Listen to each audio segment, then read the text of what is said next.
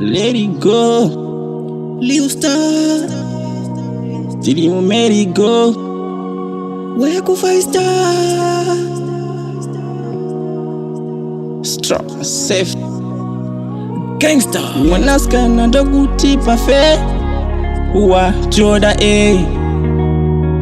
Pajen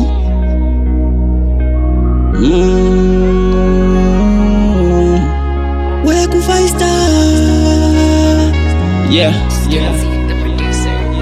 Mwanaskana ndokuti pafe Jiwe munu wa joda Chiziva kuti cha Pajen pasina kumbokonari pere day Hapana wanchaterera Jero monspaden anchaterera Kukusiya so dzinoyerera Moyo padombo ndarovera Moyo ndipendi udei Mukana ndipendi udye Ndiratidze unema staira Zvina basa unema faira Moyo ndipendi udei Mukana ndipendi kudye Baby ndiyo wandafarira Hana mukati ndakwarira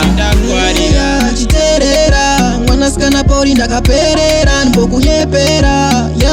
Ya wakandikoshera Uri ngoda vanhu voda kundiposhera Usavaterera Ndangoti ndigare ndakutipira Tondivari pepi nchakutwita Ngoda kukutora ndomurwisa Vanenge vaona uchiklita Wafunga zviri nyore kuzviita Yo Lil Star I like your smile Panobuda pamapicture My like sopo Wesi ndakuposta pa Insta Baby girl ndiwo nondiitira Kuna vandichada ndopika Gangsta murudo ndakapinda ndakanyura Ndaramba kubuda Wani munhu anondogutsa Moyo ndipendi udei Mukana ndipendi udye Ndiratidze unema staira Zvina basa unema faira Moyo ndipendi udei Mukana ndipendi kudye Baby ndiyo wandafarira Hana mukati ndakwarira Zvikafamba mushedhisi anchakutora Kumba unoita murora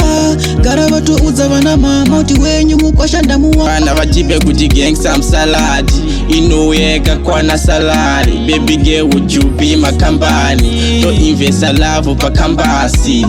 Moyo ndipendi udei Kana ndipendi udye